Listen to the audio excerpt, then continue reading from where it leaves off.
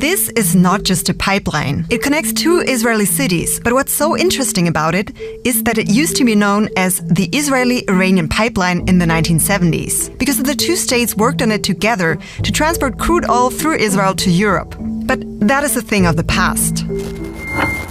این غده سرطانی از هنگام آغاز مرحله‌ای رشد کرده. He pledged, quote, "There will be no Israel in 25 years." The October 2023 terror attack on Israel by Islamist terror group Hamas has put this conflict on a whole new level, because Hamas is backed by Iran. Iran and Israel are among the biggest military powers in the Middle East, but they are very different. The Islamic Iranian regime denies Israel's right to exist, the only majority Jewish state in the world. But the conflict is about much more than Jews and Muslims. It's also about influence in the region and about Israel's number one ally, the US. Let's unravel what's behind it and what the dispute is really about.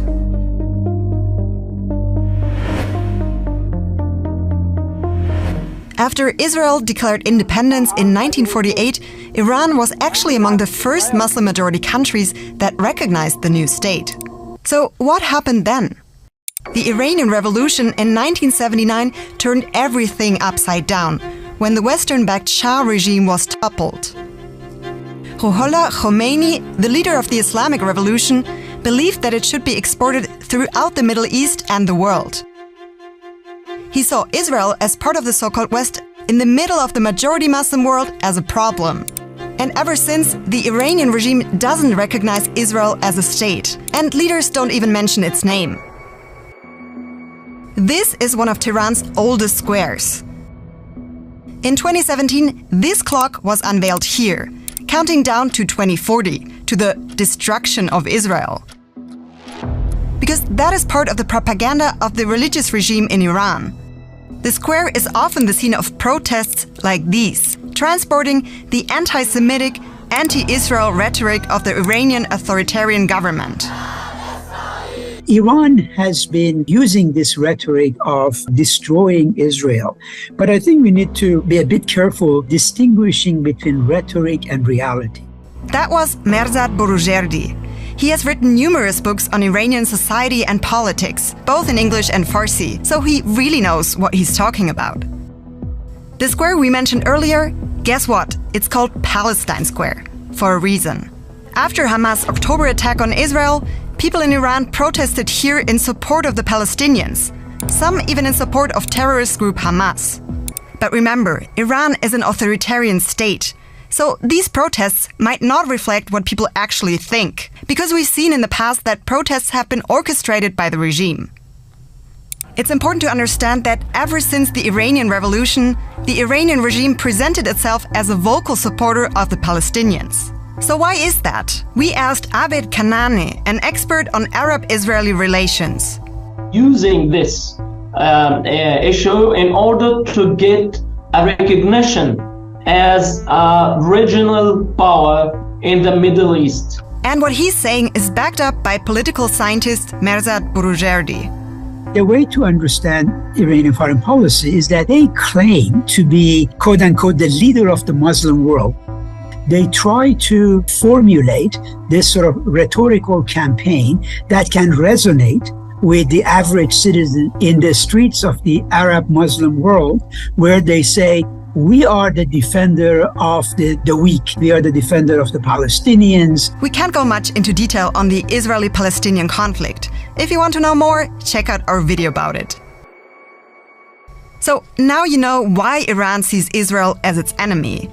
But its influence literally spills over its borders.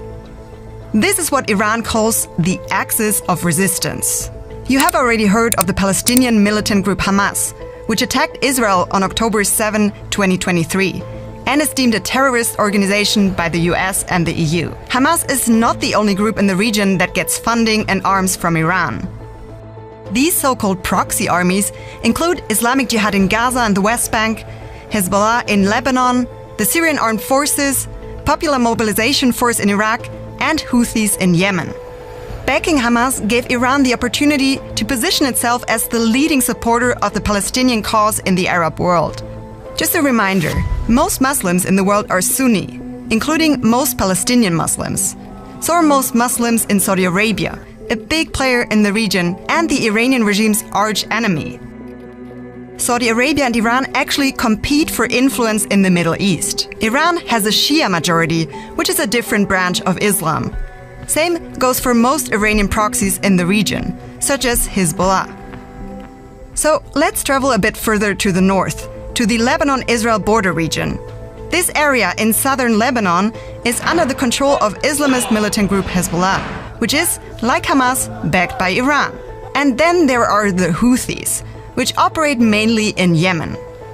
Just take a look at their slogan. It says here in red, "Death to America, death to Israel, curse on the Jews."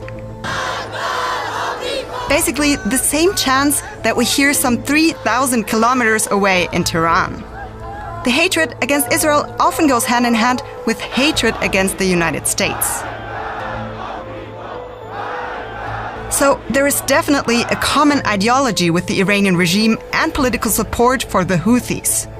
But Iran denies sending the group weapons. Okay, so there are several militias outside of Iran's borders that are backed by the Iranian regime. And some of them have played a role in the aftermath of the October 2023 attack on Israel. In an escalation of the decades-long hostilities between Hezbollah and Israel, Hezbollah fired missiles into Israel the day after the Hamas attacks, and Israel retaliated with airstrikes in Lebanon. And the Yemen-based Houthis have targeted Israeli-linked ships in the Red Sea. This puts Iran in proxy confrontation with Israel. But does that also mean the Iranian regime itself could act against Israel directly at one point? Let's keep that question in mind for later. So we have taken a closer look at the Iranian side, but Israel did not just sit back and wait. Take these two areas in Sudan and in Syria. Both were hit by airstrikes, one in 2009 and 2013. Israel is believed to be behind these strikes, and hundreds more in Syria, targeting weapons to prevent them from reaching Iran's proxy armies Hamas in Gaza and Hezbollah in southern Lebanon. And there's another big and potentially deadly topic: nuclear weapons. The Iranian regime has repeatedly said its nuclear program is only to produce energy. ایران دنبال سلاح کشتار جمعی نبوده و نخواهد بود. It's just that world powers such as the US, China, UK, and the EU don't believe them. And Israel doesn't believe them either. Iran lied about never having a nuclear weapons program. And just so you know, Israel was one of the biggest critics of the Iran nuclear deal. But that's a story for another video. So for Iran, its nuclear program is a way to put itself in a position of power in the Middle East. The Iranian nuclear program is also part of their geopolitical plans and part of their way to put pressure on the United States and on the West. And Israel sees the Iranian nuclear program as threatening to its existence. And by the way, Israel is believed to possess nuclear weapons as well, but it doesn't acknowledge this. Back to Iran. Here are the country's key nuclear facilities. Over the years, there have been many sabotage attacks. Take this nuclear facility in Natanz, where experts say an explosion in 2020 set back Iran's nuclear program by up to 2 years. Iran has blamed Israel for them, and Israeli officials have implicitly threatened to attack Iran's nuclear facilities. Israel's intelligence agency Mossad is also believed to have targeted Iranian nationals, including a series of assassinations of high-profile nuclear scientists, such as the father of Iran's nuclear program in 2020. Israel, however, has never officially admitted to it. Remember the oil pipeline we mentioned at the beginning? Well, today there's no Iranian oil flowing through it. Enter Azerbaijan. Yes, another country that plays a role in this conflict. Since the 90s, Israel has had good relations with Azerbaijan, a Muslim-majority country with an authoritarian regime. Azerbaijan has become one of Israel's key suppliers of crude oil and is a close military partner. One detail is important here. Look at Azerbaijan's south. The country shares a more than 700-kilometer-long border with Iran.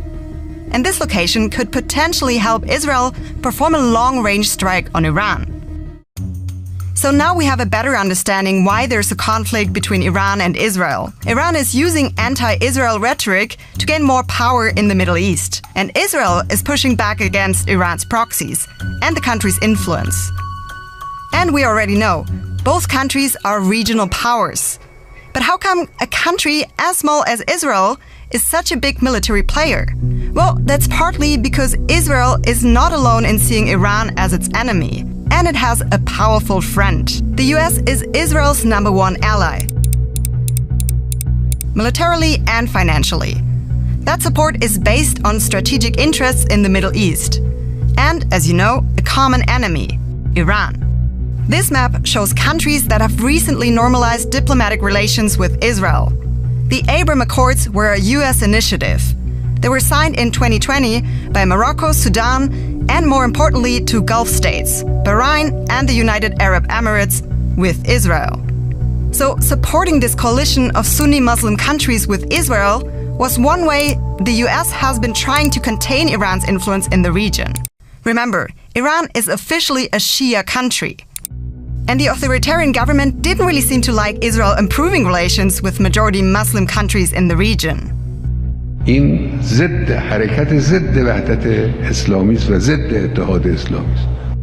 But one big regional player and Sunni majority country was missing, Saudi Arabia. Israel and Saudi Arabia didn't used to have official relations. Since the beginning of 2023, the US tried to broker a deal between Israel and Saudi Arabia. And they were supposed to be really close to a historic agreement. Something Iran, Saudi Arabia's arch-enemy, would not have liked, to put it mildly. And we all know what happened next. The October 2023 terrorist attack on Israel by Hamas. And how Israel then declared war on Hamas. The deadly Israeli strikes on Gaza sparked outrage in the Arab world. And they have put on hold the relations between Israel and its neighbors. As you know, Iran's proxy armies are attacking Israel. At the same time, the United States has moved warships to the region. But we still owe you an answer to one question we haven't answered yet. Would the Iranian regime actually enter the conflict itself? Iran will not be involved, because if Iran involved in this war, it will become a regional and even worse than a regional war. My argument will be, they know that getting involved in a war with Israel, when Iran really doesn't have any air force to speak of, they are no match for sophisticated Israeli planes. So it seems Iran wants to avoid getting involved directly. But the Iranian-Israeli conflict is very far from solved right now, as are many other conflicts around the world. If you liked our video, tell us which other geopolitical conflict you want us to map out next.